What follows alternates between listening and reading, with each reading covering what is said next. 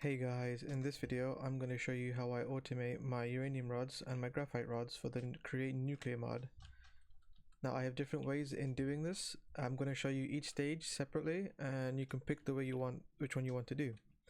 The other thing is that I would also not recommend following the exact setup that I have for my structures. This is just for show, but if you do want it I will leave it in the description for as a schematic if you guys want it, just to understand how it works. But I'm gonna just explain how it works and what's happening so that maybe you guys can do it your own way and make it probably look nicer and better. So the first thing we're going to do is automate our iron ingots and coal dust to make the steel ingot for part of the rod. Now the easiest option I would say is to crush cobblestone into gravel and then wash it so it makes flint and ingots, iron nuggets, sorry, because you will need the flint for another recipe. Right here I'm using a create cobblestone add-on, which just gives me a cobblestone generator, but it can also create stone, basalt, limestone and scoria, which are quite easy to obtain, and crushing these will give you these items at a low chance. Now for this I'm just having power, doesn't matter how much, but the faster it goes the more it produces. So this is just getting crushed into gravel. Gravel's then getting washed into flint and iron nuggets. The flint is getting stored and sent somewhere else. The iron nuggets are getting crafted into ingots, and now we have iron. Now I will recommend getting some type of end storage or a chest that can bring one item to another place easily, just to make it nicer and easier for all of you. That is the easiest and simplest way you can have it. You do not need to have this many fans. You can have whatever you want. You can put regular water here. You don't need these sails. This is just easier, so there's no flowing blocks. And yeah, that's easy stage 1 essentially. Okay. So now for stage 2, which is not too hard but takes probably a little bit longer, is the create nuclear mod thorium, the new ore that's been added to your game. It's quite common, I would say, and you can self-duplicate it. So what I have is the same thing, a generator, a cobblestone generator. It's getting crushed into gravel and then gravel into sand, which will still generate flint, which I'm deleting because for now, but you don't have to. I just you can swap this for a ender chest and send it somewhere else, but for now I'm just deleting it because it's going to be full on the conveyor belt. This is just this is washing sand into clay, so I get more clay. Clay gets then sent to more crafters, which then gets crafted into blocks for the duplication recipe.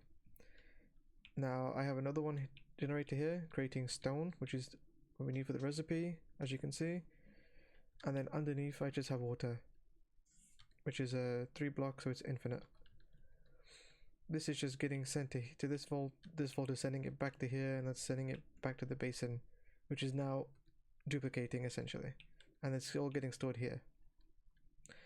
I then have another belt running from the thorium into the crushers, which will give us XP and iron nuggets. Now this generates more nuggets than this one, but takes a lot longer to produce. This will create radioactive as a 10% chance, which you'll need for another thing for the reactor, or for the heat pumps, which I'm not going to go through today. And essentially what I'm doing is I'm sending this to a chest over here, which then sends the experiencer here into a disenchanter, and then a pipe going into this tank, and it's storing all the experience.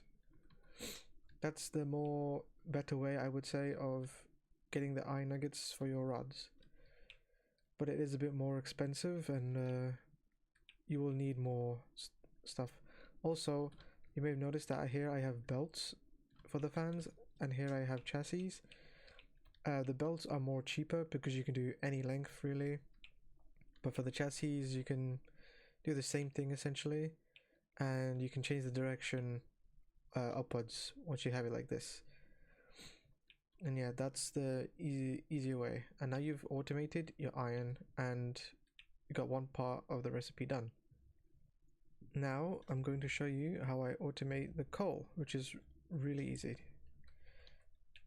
Here I just have a simple tree farm, which is cutting the logs. And I've got storage here just in case it backs up. I'm sending it all through here. It's getting put into this vault filter here, which is to deny the log. So only the logs do not get sent to the bin. And then all the logs get into this chest here. This chest is then going into here, which is now blasting or lava down here into coal. And then you don't have to have it like this. I just like it this way because it looks nice. But you can just have it on a conveyor belt like I have over there. Essentially the coal just gets burnt, the logs get burnt into charcoal. Charcoal gets put down into this conveyor belt. It gets crushed into coal dust, and now you have coal dust.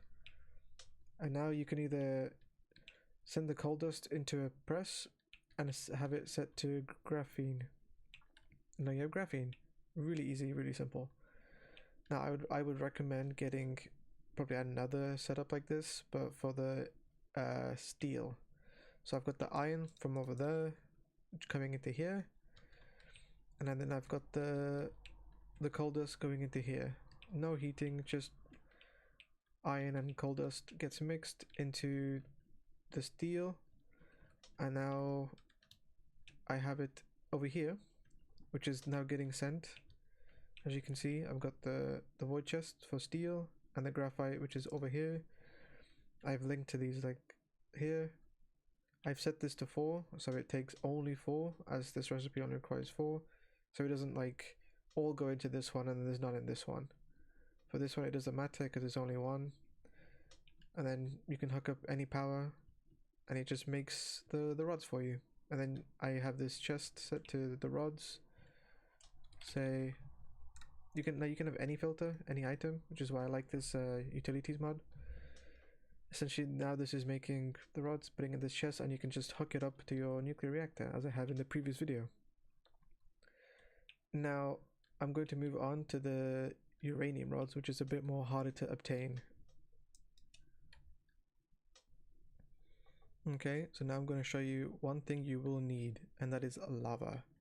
Now there's 2 ways of doing this. One is more, well, they're both kind of annoying to get, but essentially over here I have 10,000 blocks of lava. Now if you have chunk loaders and the void tank where you can go from one place to another, you can do this much easier and don't have to do this. Essentially I have a 28 by 28 and 16 up border, and inside is 10,000 blocks of lava. Now when you have 10,000 blocks of lava, it's considered infinite. As you can see here, I just have a hose pulley that's all the way down, and then I've got power, and it's telling me it's a bottomless supply. So now I have infinite lava. Now another way you could do this is with the cobblestone generator. You can mix it with a superheated blaze, and it just generates lava.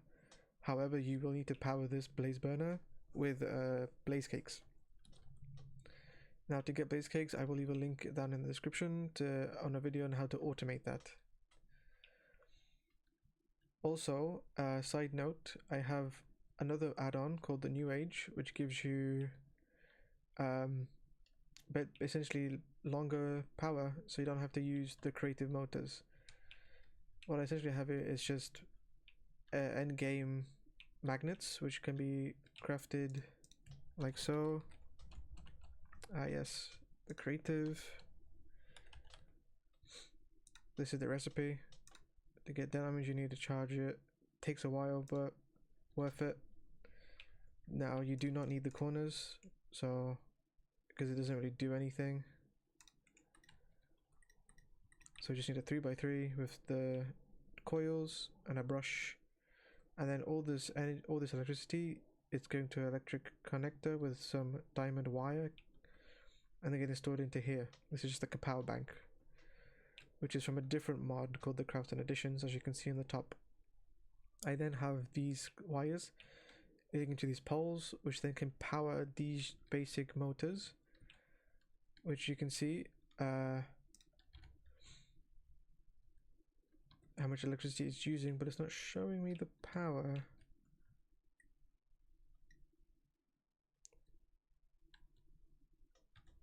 Give me one moment.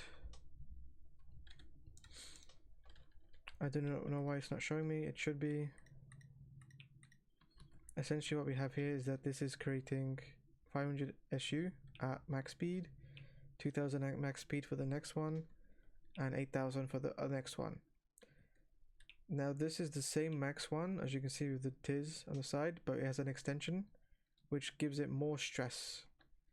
So it doubles it at 200%, giving you more SU. And then I have the strong one, which goes up to 800%, but it will take more electricity, and it gives you 63,000 SU. So you can have essentially motors anywhere as long as you have cabling, and they can go pretty far. You can also config the files to set it for longer, and yeah, very useful. Now I'm going to show you how I automate the uranium rods. Okay guys, now I'm going to show you how I automate the uranium rods. First you will need the enriching campfire, which requires the enriched source oil, and to get the source oil you will need another star. Now I would recommend getting more than one just to make this a little faster. Otherwise I'd recommend getting the Create enchantable industry and enchantable machinery to make things faster. Now this little structure I have here, it will generate all these 4 items, and you only need essentially 1 granite to start this off, but you can have as much as you want. Now what I have here is I insert my granite into this vault. You don't really have to have a vault, you can just have a chest if you wanted. I'm just using a vault for now. The granite gets put into here.